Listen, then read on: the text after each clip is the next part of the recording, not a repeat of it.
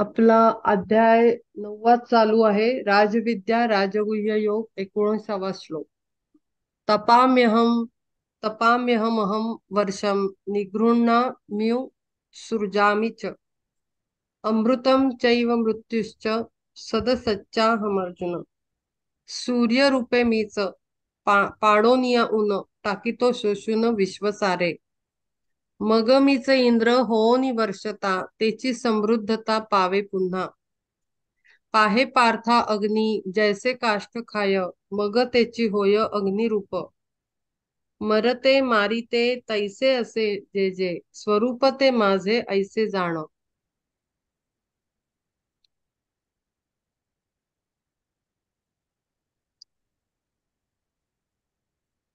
आता इथे राजविद्या राजगुह्य योगामध्ये ते स्वतःच गुपित सांगतायत की ते स्वतः कोण आहेत. आणि आपल्याला डोळ्यांनी आपल्याला आपल्या दश इंद्रियांनी जी सृष्टी जाणवते, मुख्य म्हणजे पंचेंद्रियांनी जी आपण अनुभव घेतो स्थूलातला, शरीर रूपाने आपण अनुभव घेतो आणि पाच इंद्रिया ज्ञान देतात. तर फिजिकल स्थूल आपल्याला जे ज्ञान प्राप्त होतं टच आणि हे डोळे आणि याच्यातनं, ते ते त्या इंद्रियातनं जी आपल्याला सृष्टी जाणवते त्याचं गुप्त स्वरूप काय आहे, गुह्य ज्ञान काय आहे ते सांगितलंय. आणि ईश्वराचं गुप्त स्वरूप काय आहे, दोन्ही बाजूंनी. म्हणजे इथे इथे आपल्याला बघायचं की आपल्या भोवतालचा प्रत्येक माणूस, कण, दगड, माती सगळं तोच आहे. आणि तो स्वतःहून अधिकाराने सांगतोय की मी अमुक आहे.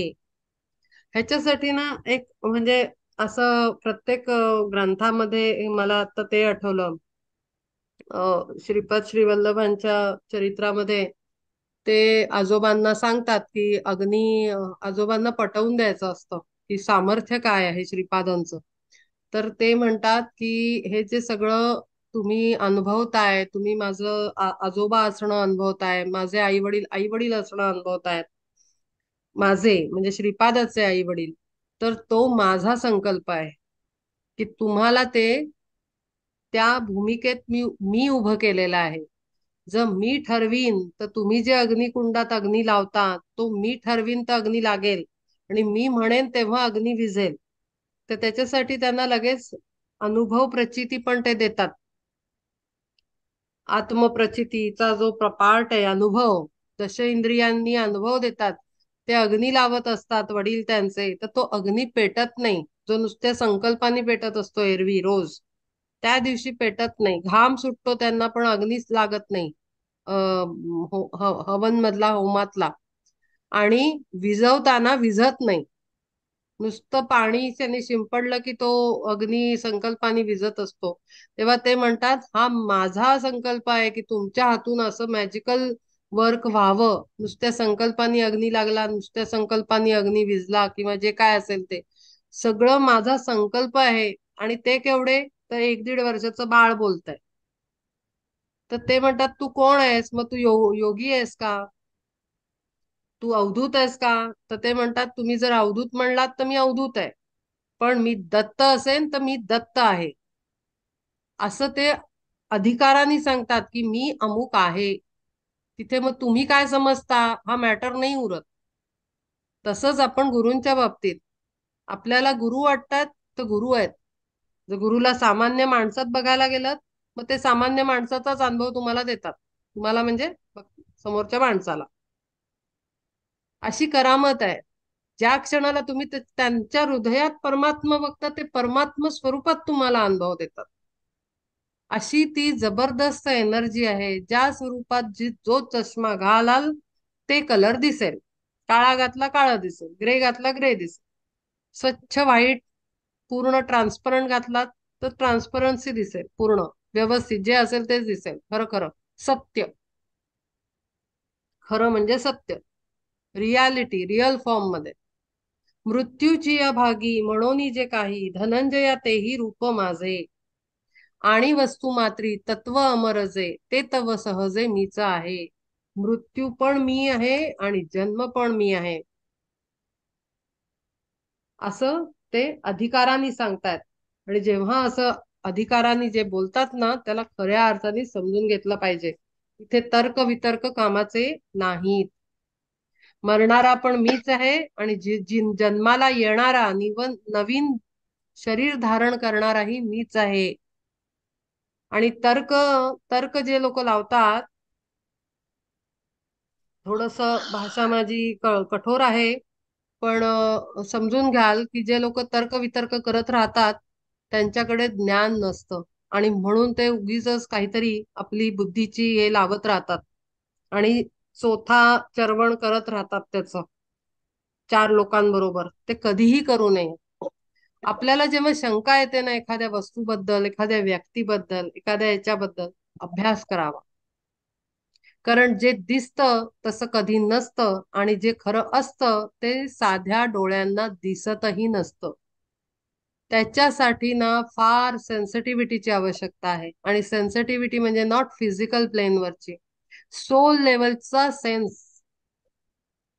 सोल लेवलवर त्या दशेंद्रियांना वापरून सोल लेवलवर, सटल लेवलवर सेन्स करता आल्या पाहिजेत गोष्टी. आणि म्हणून तर्कवितर्काचा आधार कधीही घेऊ नये. कुठेही शंका आली तर त्याच्या खोल रूट पर्यंत जावं, अभ्यास करायचा. अभ्यास, ज्ञान प्राप्त करायचं की बाबा हे काय आहे, हे खरं खरं काय आहे, ह्याच्या रूट मध्ये काय कारण आहे, कोण शक्ती आहे, कशा प्रकारची शक्ती आहे. आता समजा एखादी निगेटिव्ह शक्ती असेल, सकारात्मक शक्ती, किंवा आपण ब्लॅक एनर्जीज, डार्क एनर्जीज म्हणतो, असे शब्द त्याला इंग्लिशमध्ये वापरतात. तर त्याही वाईट नसतात. त्याच्या मागे पण काहीतरी भूमिका असते आणि काहीतरी रोल प्ले आहे. त्याच्याही मागे परब्रह्मच असतं, सांगायचा मुद्दा. आता डार्क एनर्जीज मध्ये जर आपण आपल्या मायथॉलॉजी मध्ये गेलो तर डार्क एनर्जीज मध्ये सगळे दानव, असुर, ह्या सगळ्या शक्ती येतात. किंवा काही देवस्वरूपात असलेले पण डार्क ऍटिट्यूड असलेले. म्हणजे इंद्रानी सुद्धा बऱ्याच वेळेला चुकीची कामं केलेली आहेत. म्हणायला इंद्रदेव, पण चुकीची कामं पण केलेली आहेत. तर ह्या डार्क एनर्जीच्या मागे पण त्यांच्याकडनं डार्क काम करून घ्यायचंय, हा सुद्धा परब्रह्माचाच संकल्प आहे. हे जेव्हा कळतं ना तेव्हा ते डार्क डार्क नाही वाटत. ह्याला म्हणतात ज्ञानाच्या सखोलतेमध्ये अगदी आतपर्यंत जाऊन खऱ्या स्वरूपाला समजणं.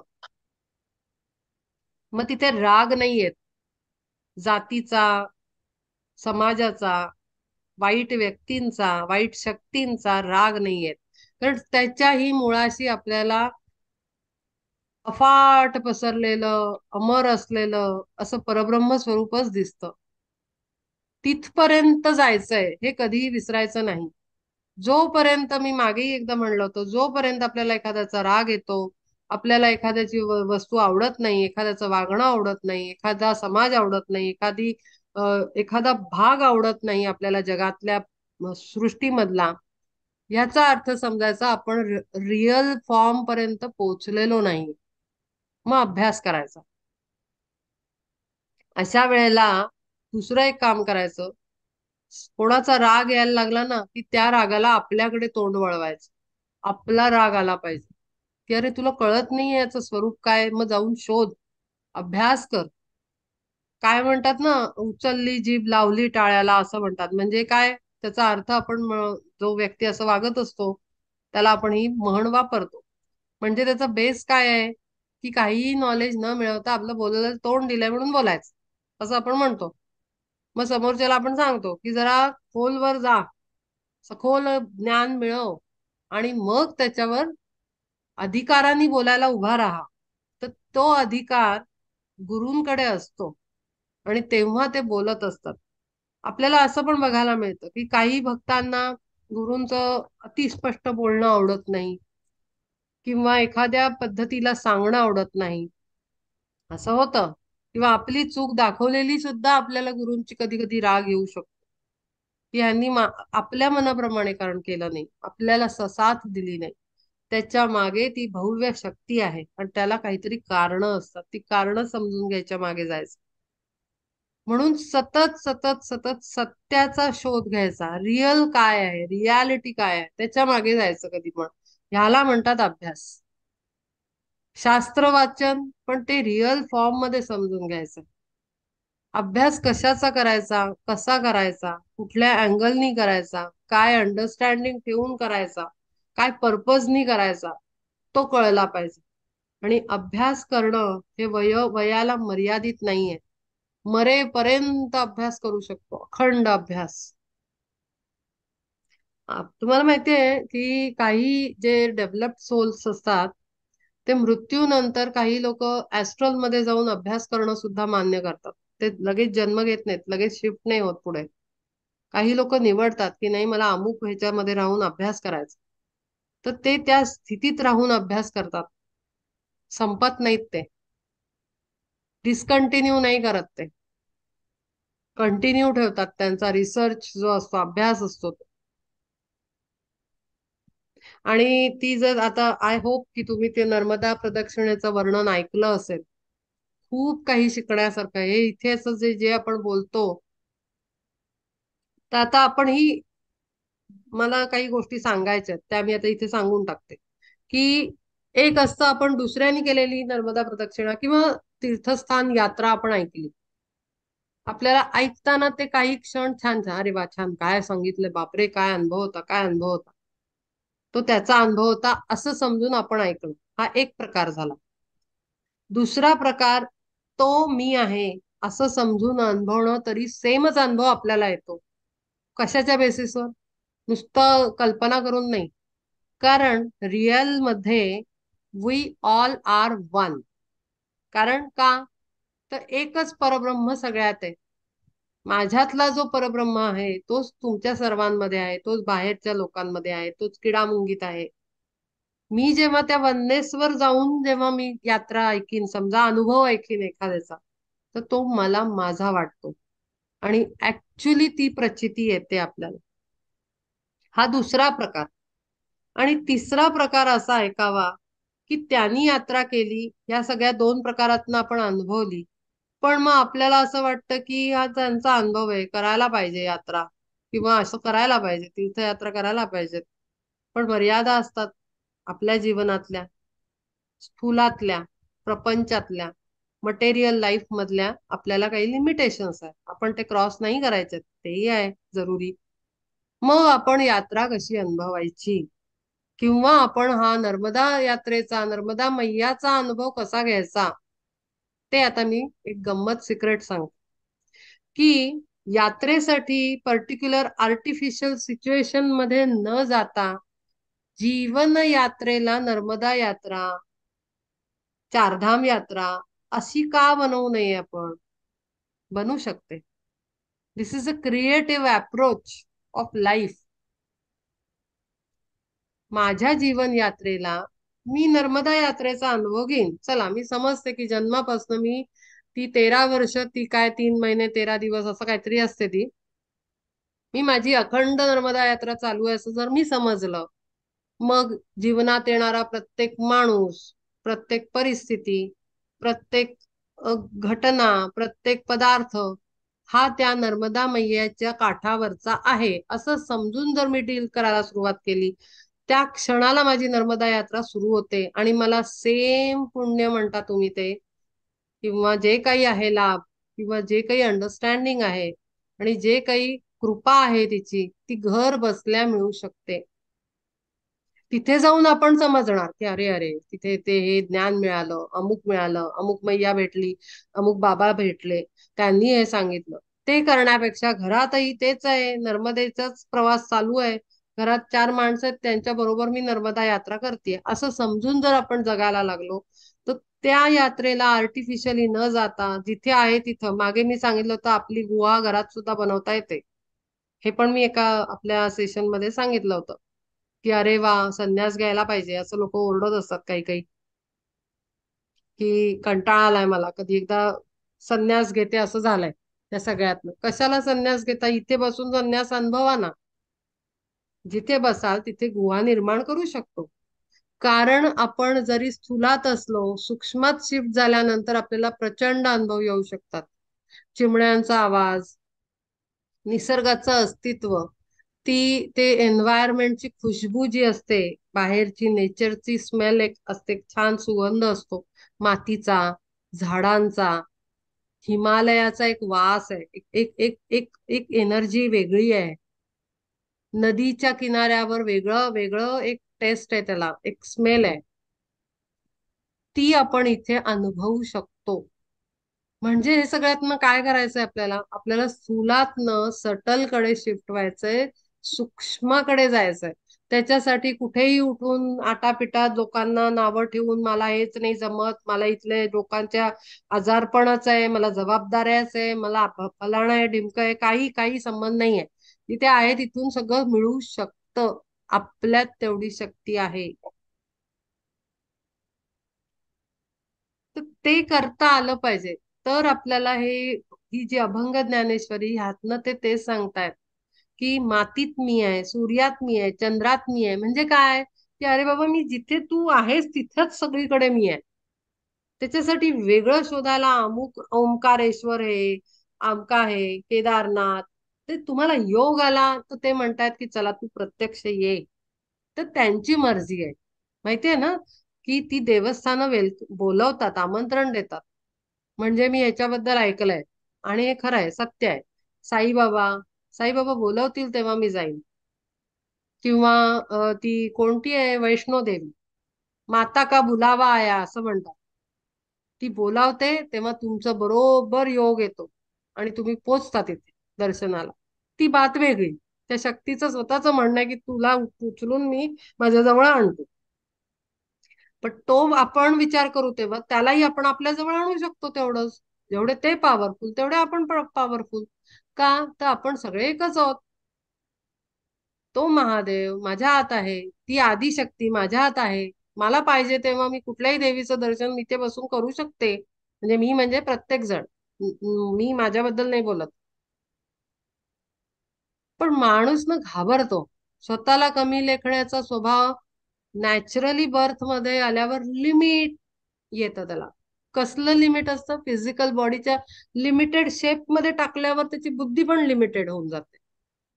पण हे जे ज्ञानेश्वरी आणि भगवद्गीता सारखे ग्रंथ आहेत, ते आपल्याला आपलं झाकण उघडून टाकतात की तू अमर्याद आहेस, तू लिमिटेड नाही आहेस, तू सर्वाच्या पलीकडे आहेस, तू बाहेर पण आहे, आत पण आहे. मग बोल, तुला काय अनुभवायचंय? आत बसून बाहेरचा अनुभवायचंय का? तर ते करू शकतो. बाहेर बसून आतलं अनुभवायचंय का? तेही करू शकतो. सगळीकडे तेच आहे असं ते सांगतायत. हे नुसतं ते स्वतःचं महत्व नाही सांगत आहे तिथे या वाक्यांमधनं. राजगुह्य म्हणजे नुसतं काही ते त्यांचं महत्व नाहीये, आपलं पण महत्व आहे की आपण काय पॉवरफुल आहोत. आपण स्वतःला छोटं लेखायचं नाही. अजून एक मला एक ऑब्झर्वेशन आहे, रागवू नका. मी अगदी स्पष्ट बोलते आणि मला पता नाही का ती गेले 2-3 दिवस इतकं माझ्या मनात असं घोळतंय ते सगळं, त्यामुळे मी आता बोलायचं ठरवलं. मला बरेच जण होतं आपल्या सेशन मधले सगळे जण जेव्हा वाक्य सुरू करतात माझ्याशी बोलायला, नाही आम्हाला माहितीये की तुझा अभ्यास खूप आहे, तुला खूप ज्ञान आहे, तुला ते मिळालं आहे किंवा गुरूंची कृपा आहे, असं मला प्रत्येक जण बोलताना सुरुवातच ही करतो. पण बऱ्याच अँगल्स आहेत त्याच्यामध्ये. हे सगळं करण्यामध्ये त्या सोलचा मोठा जर्नी आहे, त्याला विसरू नाही शकत आपण. दुसरी गोष्ट, त्याच्याकडे जे आहे ते प्रत्येकाकडे आहे, फक्त आपण त्याला पाहिलं नाही. एखाद्यानी पाहिलं, एखाद्यानी नाही पाहिलं. आता परीक्षेत प्रश्न आपल्याला एकाच वर्गात 50 मुलं शिकतात 10वीच्या. सगळ्यांना मास्तरनी तेच शिकवलेलं असतं. एखादा त्याच्या वाक्याला पिक करतो, लक्षात ठेवतो, वहीत नोंद करतो. किंवा चॅप्टर मधला एखादा पॉइंट, आता ते आजकालच्या सायन्सच्या सोशल स्टडीजच्या पुस्तकांमध्ये ना चॅप्टर असतोच आणि बाजूला चित्र असतात.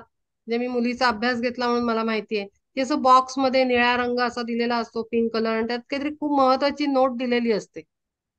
आता काही मुलं ती नोट हुशार असतात, ते वाचतात, त्याच्यावर येतो प्रश्न, त्याचं उत्तर देतात. आणि जे त्याचं उत्तर देत नाहीत त्यांनी अरे हे कुठे लिहिलंय, चॅप्टर मध्ये ते नाहीये, हे बाहेरचा आला प्रश्न. मग शहाणा मुलगा त्याला जाऊन दाखवतो, अरे नाही, हे बाजूला लिहिलेलं आहे बॉक्स मध्ये, बारीक अक्षरात लिहिलेलं आहे. ओ, मी पाहिलंच नाही. असा फरक आहे. आणि म्हणून मला ना आवडत नाही जेव्हा असं, कारण त्याच्यामध्ये प्रॉब्लेम हा आहे की जेव्हा एखादी एक्स व्यक्ती मला असं बोलते की अरे तुझं तर हे अमुक अमुक अमुक अमुक आहे, तर मला असं वाटतं की अरे, म्हणजे ह्याच्यामध्ये इन्फिरियरिटी कॉम्प्लेक्स किंवा स्वतःला कमी समजण्याचा दोष समोरच्या मध्ये मला रिफ्लेक्ट होतो. अरे नाही राजा, तू पण तेवढाच आहे.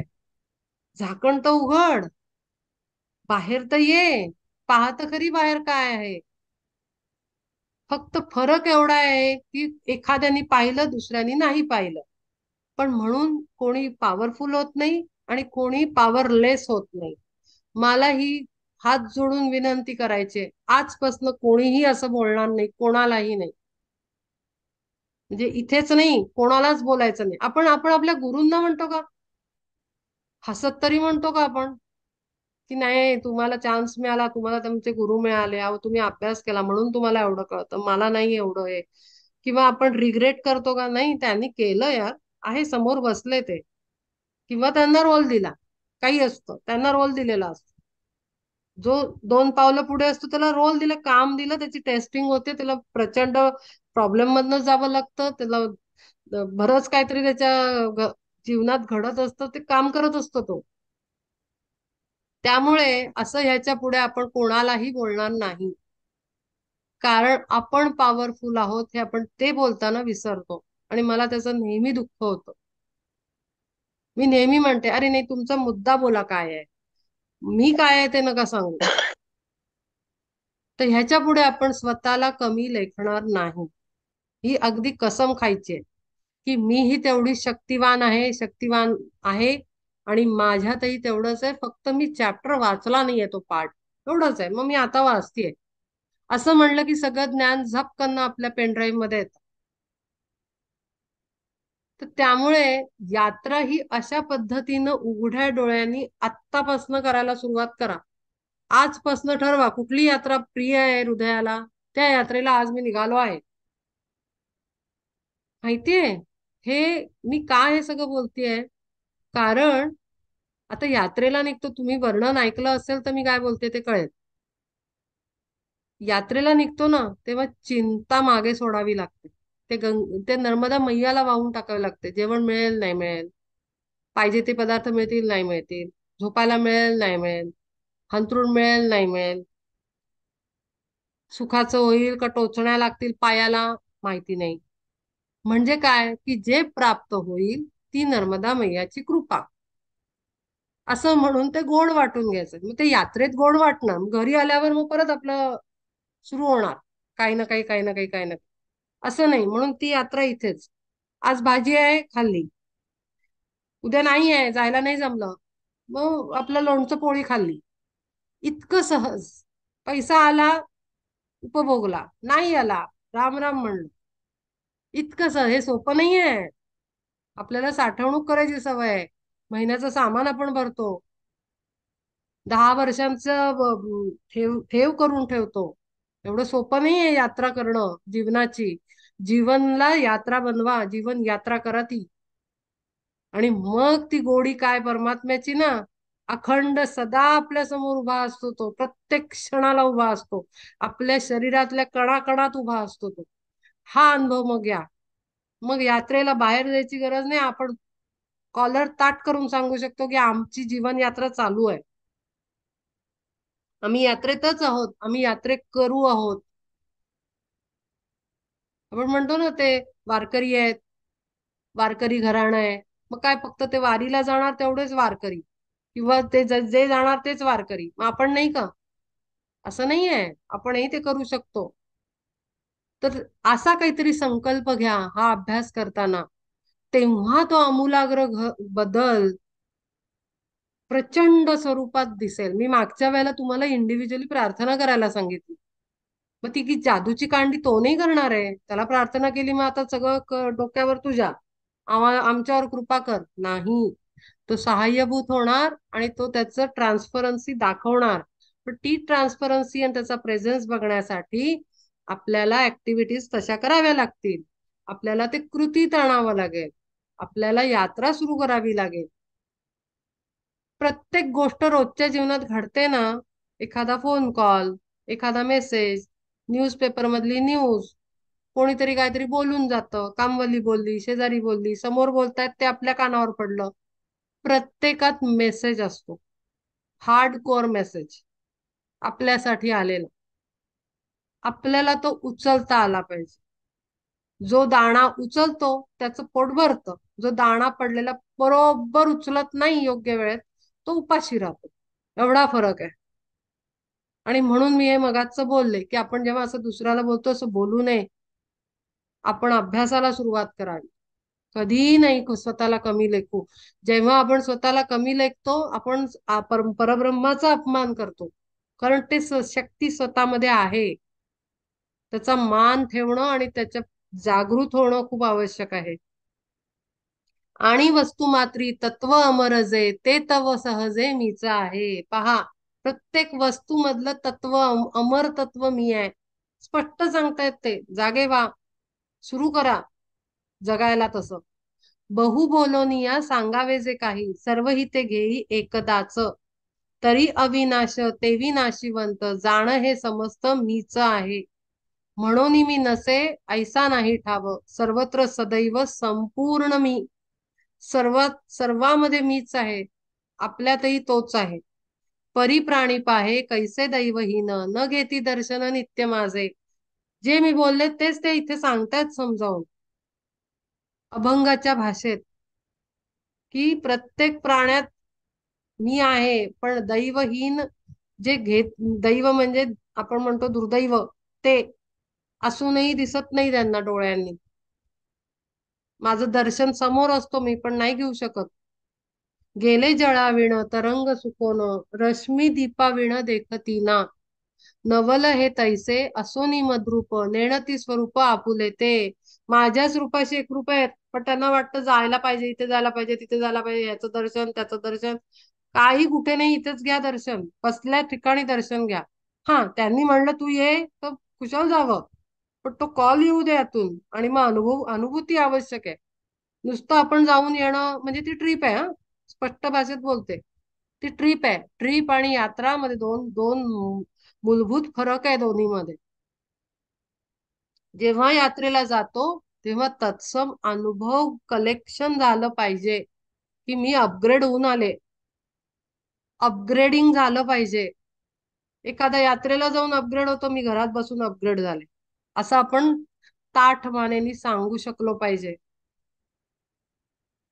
आणि मग असा थोडासा मायुसीचा टोन आपला कधी येत नाही.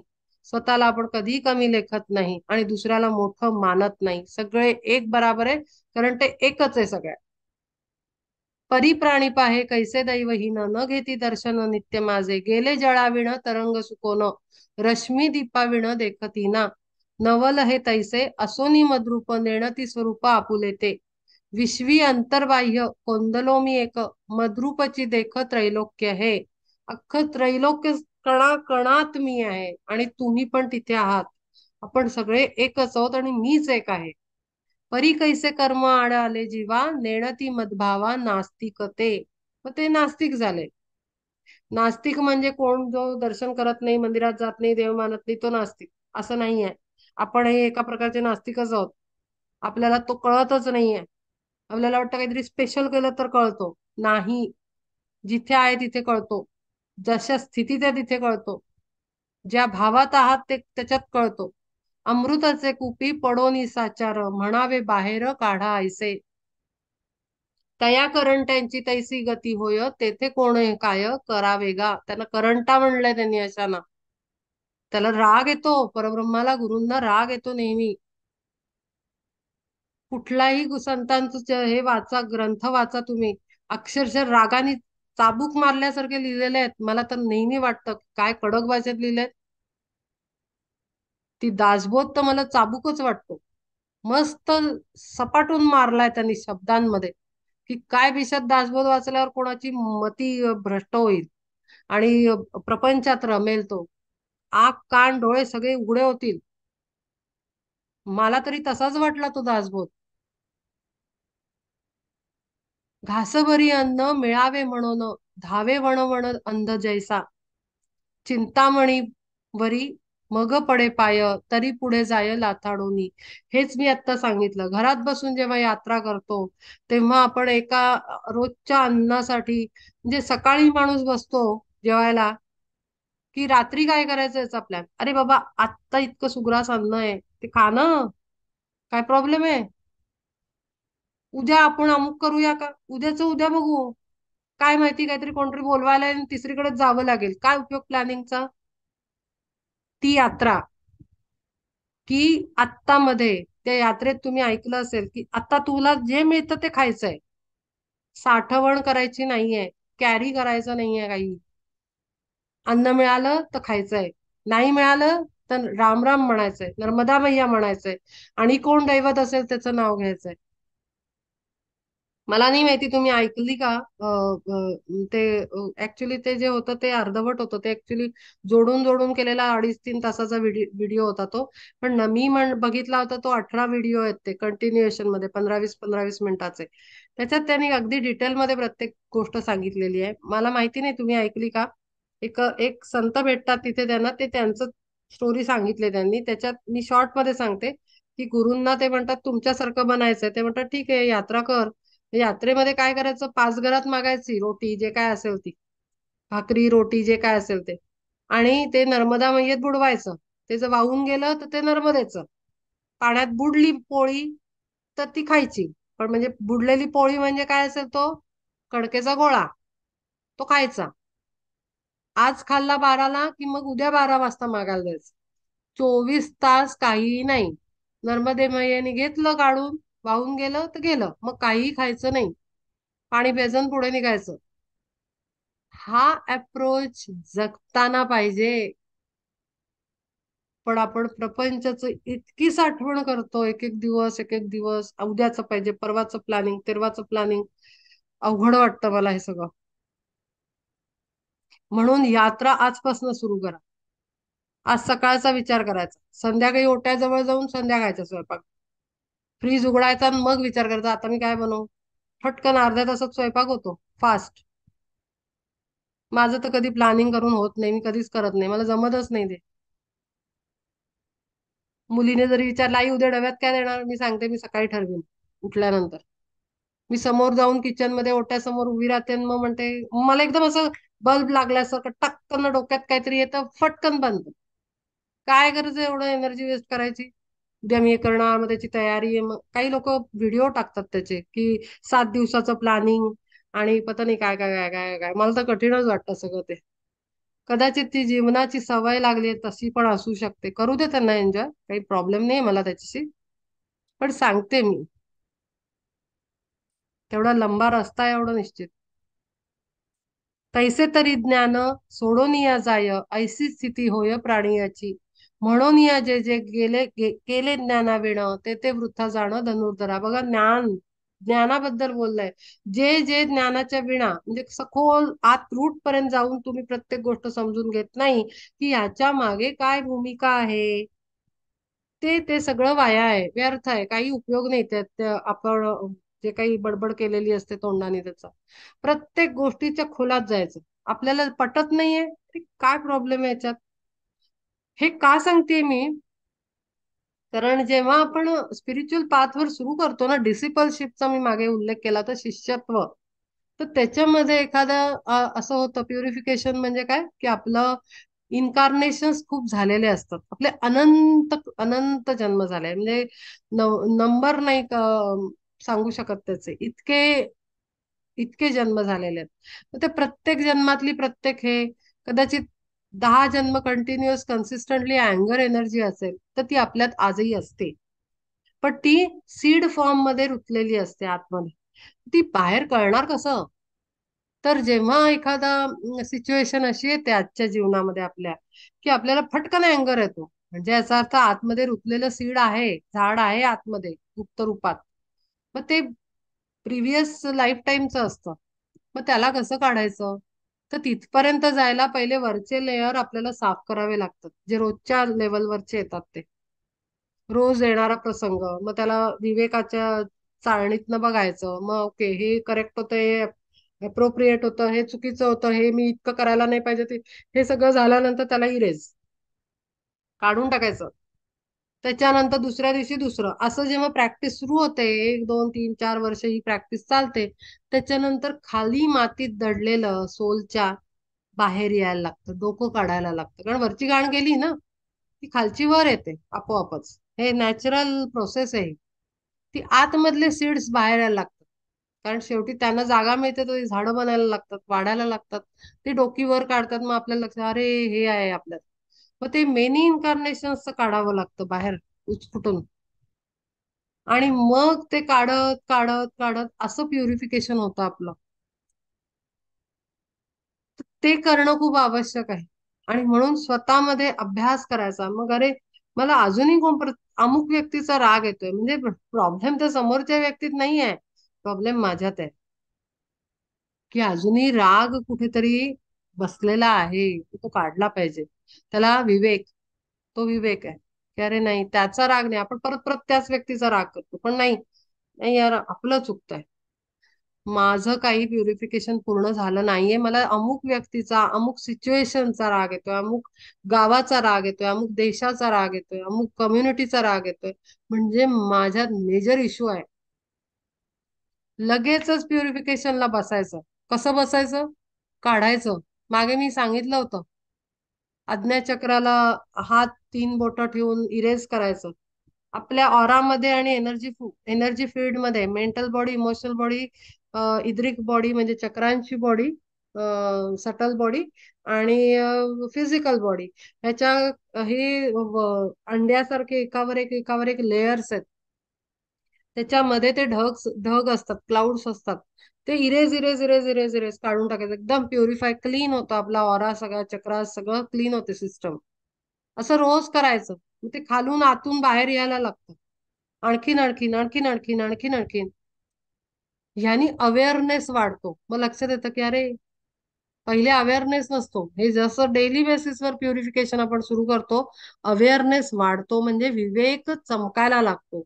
असं काय म्हणतात ना, असं चकचकीत करतो आपण विवेकाला. आणि मग त्याच्याने ते प्युरिफिकेशन डीपर लेवलवर स्टार्ट होतं. आपण म्हणलं नाही, काल झालं, मी विसरून गेला, मी माफ केलं, काही नसतं माफ केलेलं. त्या आत्म्यानी सगळा हिशोब ठेवलेला असतो, कॅल्क्युलेशन. महागात पडतं ते पुढे. कधी करू नका हे. रजस नाही ठेवायचे, राग नाही करायचं, टेन्शन नाही द्यायचं, सोडून द्यायचं. Forgive forgive forgive, let go. फार फार पॉवरफुल टेक्निक्स आहेत ही, आपल्या ग्रंथांमधनं शिकवलेली. प्रॉब्लेम आहे ऍप्लिकेशनचा, प्रॉब्लेम आहे कन्सिस्टन्सीचा. किती दिवस आपण कन्सिस्टंटली करतो न थकता. चाहे आपण जेवणाचं जे मागे ठेवू, पण आपण पहिले प्युरिफिकेशन करू. जसं आपण बॉडी क्लीन करतो, तसं आपली सटल बॉडी पण क्लीन व्हायला पाहिजे ना. ते रोज करायचं. म्हणजे बघा केवढी फास्ट डेव्हलपमेंट होते. काही कशाची गरज नाही, वय नाही महत्वाचं, एज किती उरलंय जीवन किती महत्वाचं नाही, परिस्थिती महत्वाची नाही, घरातलं वातावरण महत्वाचं नाही, माणसं महत्वाची नाहीत, घरात काय करतात ती, काही आवश्यकता नाही. जिथे आहे तिथे सगळी आध्यात्मिक प्रगती अफाट होऊ शकते, किती कमी वेळात होऊ शकते. तयारी पाहिजे, चॅलेंज घ्यायची. म्हणजे ती यात्रा खरी इथे सुरू होईल. आणि ते पुण्य मोक्षदायिनी म्हणतात तिला. ते मोक्ष इथे बसल्या बसल्या ती नर्मदा मैया तुम्हाला देऊ शकते. कारण सगळ्यात आपण तिलाच बघतो, किंवा सगळ्यात परब्रह्माला बघतो. जे कोणी तुमचं दैवत असेल, जी कुठली यात्रा असेल, जे काही मनात इच्छा असेल, ते ती शक्ती, ते सगळी तीच आहे. अमृताचे कुपी पडोनी साचार, म्हणावे बाहेर काढा ऐसे, तया करंट्याची कैसी तैसी गती होय, तेणे कोणे काय करावे गा. घासभरी अन्न मिळावे म्हणून, धावे वण वण अंध जैसा, चिंतामणीवरी पडे पाय, मग पडे पाय, तरी पुढे जाय लाथाडोनी. तैसे जरी ज्ञान सोडून या जाय, ऐसी स्थिती होय प्राणियाची. म्हणून या जे जे केले ज्ञानाविण, ते ते वृथा जाण धनुर्धरा. अंध गरुडाचे पंख तरी चांग, परी उपयोग काय त्यांचा, तैसे सत्कर्माचे सायास जे होती ते ते वृथा जाती ज्ञानाविण. ज्ञान पाहिजे आणि ज्ञानाबरोबर विवेक पाहिजे, नाही तर अहंकार वाढतो विवेक नसेल तर. हे सगळं पाहिजे. हा खजिना आणि हे दागिने आणि हे सोनं आणि डायमंड्स आहेत खरं तर हे. त्रयी त्रैविद्या मां सोमपा उत पापा यज्ञैरिष्ट्वा स्वर्गतीं प्रार्थयन्ते, ते पुण्यमा साध्य सुरेंद्रलोकम सन्ति दिव्यान् दिवी देवभोगान्. वर्णाश्रमधर्मे वर्तोनी किरीटी कसोटी जे होती विधी मार्गा. कैसे तिन्ही वेद डोलविती मान कौतुके यजन चाले जेव्हा. जयापुढे ठाके यज्ञ क्रियामूर्त घेऊनी हातात फळभोग. यज्ञमूर्ती ऐसे दीक्षित सुजाण सोमरस पान करती करीती जे. पार्थातयांनी त्या पुण्याची या नावे जोडले आघवे पातकची. तीनही वेदात होती पारंगत आचरती शतयज्ञ जरी. तरी ते यजन अर्पिती ना मज स्वर्ग सुख काज धरोनिया. बैसोनी ही जैसा कल्पतरू खाली गाठवीत झोळी दैवहीन. आता आता काय आहे की हे चला ठीक आहे, आपल्याला ज्ञान मिळालं, आपल्याला मार्ग मिळाला कशी साधना करायची. साधना मी नेहमी सांगते की त्या आसनावर बसून प्राणायाम लावा, श्वासवर रोका, चक्रांवर जा, कुंडलिनीवर चढवा. एवढे उपद्व्याप ज्याला ज्याच्या नशिबात आहे, ज्याच्यासाठी लिहिलेत त्याच्याकडनं तो परब्रह्म करून घेतो. मग बाकीच्यांनी साधना कशी करायची? मग काय टाळ कुटत बसायचं का? तर नाही. आपण जे आता शिकतोय, आपल्याला जे सुचवलं जातंय त्या पद्धतीच्या प्रकारांनी आपण आपली साधना आणि उन्नती करू शकतो. आपण 10 पावलं पुढे आत्म्याला नेऊ शकतो प्रवासामध्ये आत्म्याच्या. तर इथे त्यांनी म्हटलंय जसं की यज्ञ करणारे जे पुण्यवान लोक आहे ते पुन्हा काय पातक करतात की तो समर्पित नाही करत त्या शक्तीला. म्हणजे काय, आता हे नवीन टेक्निक कळलं की अरे घरी बसूनही आपण यात्रा स्वरूपात जीवन जगू शकतो. मग कुठेतरी अहंकारही वाढतो. तर त्या अहंकाराला ना विवेकाने समजणं की अरे नाही आला दरवाजात जीवनाच्या आपल्या आपल्या आपल्या एनर्जी बॉडी मध्ये अहंकार येऊन उभा राहिला, लगेच त्याला खदेडणं, समजून घेऊन ओळखून आवश्यक आहे. अजिबात अहंकार नाही वाढून द्यायचा, अजिबात नाही. म्हणतात असं की जिथे अहंकार येतो ना, प्राईड एनर्जी येते, तिथे तत्क्षणी देवाच्या हातातलं आपलं, गुरूंच्या हातातलं आपलं बोट तत्क्षणी सुटतं. आपण टोटली डिस्कनेक्ट होतो. ज्या क्षणाला प्राईड एनर्जी किंवा अहंकाराचा ऊर्जा आपल्यात निर्माण होते किंवा येते किंवा पाय ठेवते, त्या क्षणाला आपलं कनेक्शन डिस्कनेक्ट होतं सुप्रीम परब्रह्मांशी आणि गुरूंशी. ज्यांना गुरु आहेत ते मधला मिडल मॅन आहेत त्यांच्याशी. ज्यांना डायरेक्ट कनेक्शन आहे त्यांचं डायरेक्ट ते डिस्कनेक्ट होतं जे काही कनेक्शन असेल. आणि म्हणून अत्यंत हुशारीनं त्याचं पाऊल पडलं की ओळखता आलं पाहिजे. अरे बापरे, आपल्याला आपला इगो वाढायला लागला की अरे मी असं जीवन जगते, लगेच erase erase erase erase erase काढून टाकायचं, काढून टाकायचं, काढून टाकायचं, काढून टाकायचं, खदेडून लावायचं. आणि मग ती नम्रता त्याच्या जागी येते, नम्रपणा येतो की नाही, माझ्यावर तो परब्रह्म एकरूप करून घेण्यासाठी मी सेपरेट झालोय, काही फॉर्मेशन माझं सेपरेट झालेलं आहे, त्याला तो परत मला घेऊन घेतोय त्याच्यामध्ये आणि एकरूप करून घेतोय. हा नम्र भाव म्हणजे तिथे मी करतोय किंवा मला सुचवलं जातंय किंवा माझी काळजी घेतायत असे कुठलेही अहंकाराचे अँगल्स किंवा छटा आपल्यावर येत नाहीत. लगेच इरेस काढून टाकायचं, खदेडून लावायचं त्या एनर्जी फॉर्मना, थॉटना, फिलिंग्सना.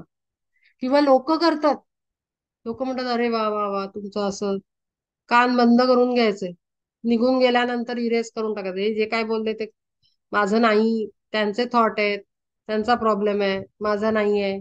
मी ह्या फॉर्म मध्ये नाही, माझं हे स्वरूप नाही, माझं स्वरूप परब्रह्माचं आहे, ते प्युअर फॉर्म मध्ये, व्हेरी ब्राईट एनर्जी. मी करतो, माझं झालं, हे माझं रिअल रिअल फॉर्म नाही आहे. कारण बाहेरनं पण एनर्जी इन्सर्ट होते हं. मी मागे सांगितलं होतं ऑरामध्ये बाहेरचे क्लाउड्स पण येतात. आपण ज्यांच्या भोवती जातो किंवा कोणाच्या घरात जाऊन आलो तर त्यांचं आपल्याला लागतं. ते ढग असतात, ढग एनर्जीचे ढग असतात. जे घर असतं त्या घरातल्या माणसांचे एनर्जी त्या घरात असते, ठासून भरलेली असते. मग पाहुणा येतो तेव्हा त्यातले दोन चार ढग घेऊन जातो आपल्या बरोबर. जो प्युअर येतो, अशा कथा आहेत. एक योगी संन्यासी कुठल्या तरी ब्रह्म, काय ते काय म्हणतात त्याला, बिझनेसमॅनला काय म्हणतात, तशा माणसाच्या सावकाराच्या कोणाच्या घरी रात्री उतरला, तर तिथलं अन्न खाल्ल्यानंतर त्याला चोरीची इच्छा झाली, अशा काहीतरी गोष्टी आहेत. त्या का होतात? कारण त्या एनर्जी आपल्यामध्ये ऍब्सॉर्ब होतात, आपल्यामध्ये घुसतात ऑरामध्ये, आणि त्या तुम्हाला तसं वागायला लावतात. कधी कधी होतं असं, म्हणजे जेव्हा प्युरिफिकेशन स्टार्ट होतं ना आपलं, कोणीतरी येऊन जातं ना आपलंच थोड्या वेळाने डोकं खणकतं एकदम, किंवा कोणाकडे तरी आपण जाऊन येतो, बाजारात जरी भेटलं तरी होतं असं. त्याला म्हणतात सर्दी लागते ना, तसं कंटॅमिनेशन. हे खूप प्रॉब्लेम यायला लागतात. घाबरायचं नाही, काळजी घ्यायला, स्ट्रॉंग बनायचं. स्ट्रॉंग बनायचं, लगेच कळलं पाहिजे एक सेकंदात की अरे, मी तर या स्टेट मध्ये नव्हते. हा थॉट कसा काय आला? निगेटिव्हिटी का वाढली? नर्वसनेस का आला मला एकदम? मला का असे जुन्या आठवणी यायला लागल्या एकदम? मग माझ्या लक्षात येतं की अरे, कुणाची तरी कंटॅमिनेशन झालं. Immediate aura clean. हा, मस्त वाटतं, मग आनंदी वाटतं पुन्हा त्या स्थितीत. ऍक्च्युली असं करायचं रोज. अंघोळ घेतो तो फिजिकल बाथ आहे, एनर्जेटिक बाथ प्युरिफिकेशन आहे. रोज त्याला साफ करायचं, दिवस झाला की रात्री झोपायच्या आधी साफ करायचं. पुन्हा दिवसभर नवीन काहीतरी घडतं, पुन्हा रात्री साफ करायचं. ते खूप आवश्यक आहे. बैसोनी ही जैसा कल्पतरू खाली गाठवीत झोळी दैवहीन. कल्पतरूच्या खाली आपण बसलोय, आपण जोळ्या साठवतोय आपल्या, ह्याची जोळी त्याची जोळी, मुलांची जोळी, माझ्या 50 वर्षानंतरची जोळी. मग मी आयुष्य कसं काढेन? मग मी गेल्यानंतर माझ्या पार्टनरची जोळी, माझ्या मागे त्याचं कसं होईल? मग नातवंडांचं कसं होईल? अशा अनेक, अशा, त्याला दैवहीन म्हणलंय. कल्पतरूच्या खाली जिथे मागाल तुम्ही, जे मागाल त्या क्षणाला मिळेल. आणि मग धावे मागावया भीक, तैसेची हे देख याज्ञिकांचे. शतावधी यज्ञी यजोनिया माते, इच्छिती स्वर्गाते भोगलुब्ध. सगळं एवढं केलं, एवढे मोठाले यज्ञ करतात, ते खूप पॉवरफुल असतात. पण एवढं सगळं करून मागितलं काय? तर काय म्हणतात ते, स्वर्ग सुख. स्वर्गच मागितला. स्वर्गात पुण्य, पुण्य पाहिजे. पुण्याला घेऊन काय करायचं? स्वर्ग सुख अनुभवायचं. अरे पण तिथून परत झापकन खाली येणार ना? नाही, आत्म्याची उन्नती, परमात्म्याशी एकरूपता, परमनंट सोल्युशन मागायचं, टेम्पररी नाही. सांग म्हणावे का याते पुण्याचार, पापची साचार नव्हे का हे. पुन्हा पाप करायला आपण खाली येणार, पुण्य थोडी येते. सांग म्हणावे का याते पुण्याचार, पापची साचार नव्हे का हे. मज विण झाले स्वर्ग सुख प्राप्त, तरी पुण्य पंथ मूढांचा तो. मला मागत नाहीत, मला मागितलं तसं स्वर्ग सुख मिळेल. पण त्यांचा पुण्यपंथ काय आहे? तर काय म्हणतात ते, इंद्राच्या याच्यात जाऊन, दरबारात जाऊन त्यांना राहायचंय, मस्त मजे करायचे आणि वापस यायचंय. मला नाही प्राप्त होण्याचा ध्यास घेतात, असं त्याला वाईट वाटते. तया सुखा ज्ञानी संबोधिती हानी, विघ्न हे म्हणून उपेक्षिती. एरवी पाहोन नरकीचे दुःख, स्वर्गा लागी सुख ऐसे नाव. परंतु जे सत्य नित्यानंदमय, निर्दोष ते होय रूप माझे. स्वर्ग नरक हे जीवा नागवून, माझियापासून दूर नेती. म्हणून या जाण धनुर्धरा चांग, दोन्ही आडमार्ग चोरांचे हे. तुकाराम गाथेत कधी त्यांनी स्वर्ग सुख द्या म्हणलेलं नाहीये. मला तुझ्याशी एकरूप करून घे बाबा विठ्ठला, मला दुसरं काही नको. मला दुसरं काहीही नको. कोणीच मागितलेलं नाहीये. उत्तम संत जे होऊन गेले त्यांनी.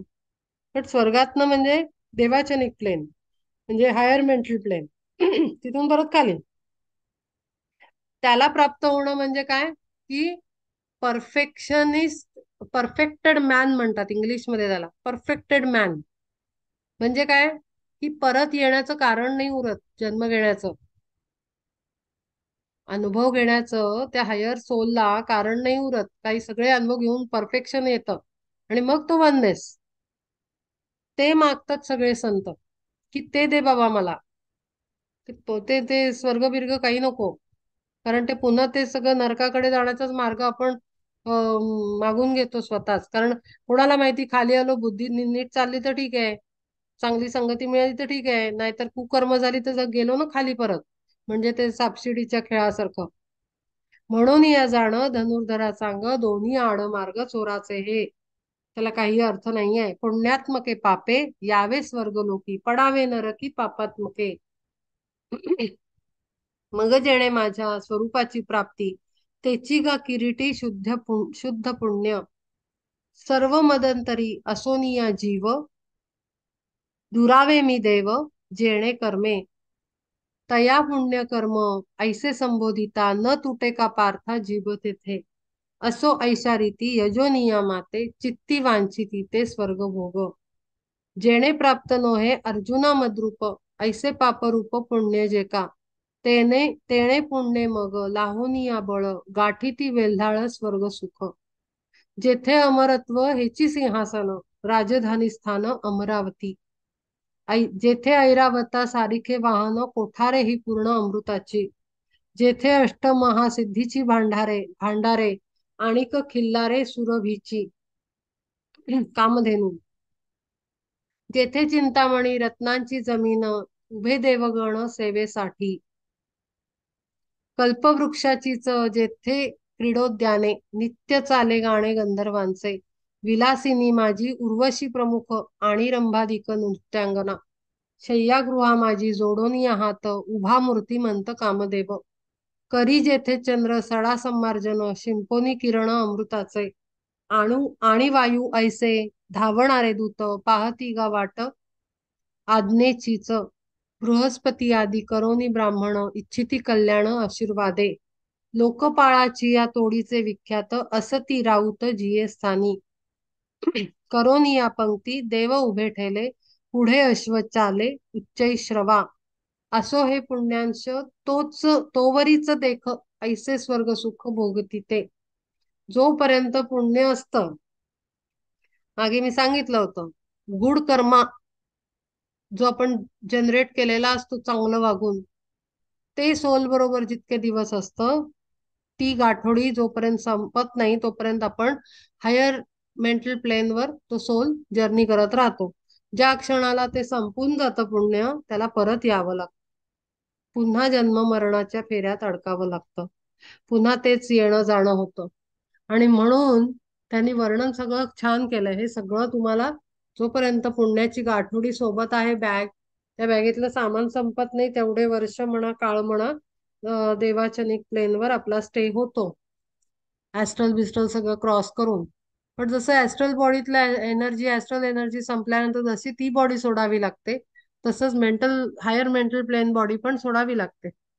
जे शरीर घेऊन आपण गेलेलो आहोत स्वर्गामध्ये, ते सोडल्यानंतर आत्म्याला पुन्हा विचारलं जातं बोलावून, की बाबा रे आता काय. ते आपल्याला तिथून क्रॉस करून पुढे जायचंय. ते देवाचनिक क्रॉस करून मग परब्रह्म आहे. तिकडे जाण्यासाठी आपल्याला ते खाली येण्याचं कारण नाही ना, ते निमित्त हे करावं लागतं, संपवावं लागतं. त्याच्याशिवाय ती मुक्ती नाही आहे, जी मुक्ती संतांनी बोललेली आहे. मुक्ती म्हणजे सुटणं. आणि त्या मुक्तीच्या सिच्युएशन मध्ये जेव्हा सोल जातो ना, डिसिपलशिपच्या पाथवर, मी खूप गोष्टी शब्द वापरत राहते, पण ते मी मुद्दामून रिपीटेडली वापरते, म्हणजे ग्रॅज्युअली त्या कॉन्सेप्ट क्लिअर होतील. शिष्यत्वाच्या भूमिकेमध्ये जेव्हा जेव्हा जेव्हा आपण असे पायऱ्या चढत जातो, तेव्हा ती मुक्ती पण मुक्ती वाटत नाही. असं वाटतं मी मुक्तच आहे, मी कशासाठी आणखीन मुक्ती म्हणजे वेगळं, मी बांधलो गेलोय का तर मी मुक्ती मागायचं. बंधनच जिथे नाही तिथे मुक्ती काय वेगळी, अशी स्थिती त्या योग्याची आणि डिसिपलची होते. आणि डायरेक्ट कनेक्शन ऑलरेडी फॉर्म होतं. ती मजा अनुभवानीच घ्यावी, ती सांगण्यासारखी गोष्ट नाहीये. आणि त्या स्टेजवर पोहोचण्यासाठीच्या गोष्टी इतका वेळ आपण डिस्कस केल्या, की आपल्याला बंधन जिथे वाटतं ना, तिथे मुक्ती हवी, मुक्ती हवी हा थॉट राहतो. पण जिथे बंधनच सुटून जातं, बांधले पण वाटत नाही, लिमिटेशन दिसत नाही, लिमिटेड फॉर्म मध्ये फील नाही होत आपण, त्या क्षणाला मुक्ती आहे. म्हणजे मुक्तच होत, आणखीन काय मुक्ती मागायची? जो फ्री आहे त्याला काय आणखीन फ्रीडम पाहिजे? अशी स्थिती येते. अशी गंमत आहे सगळी त्या पाथवरची, ती अनुभवांनीच कळते. इथे मी थांबते आज. थोडं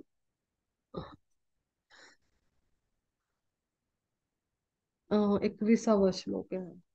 पुढचा 21वा श्लोक आपण पुढच्या वेळेला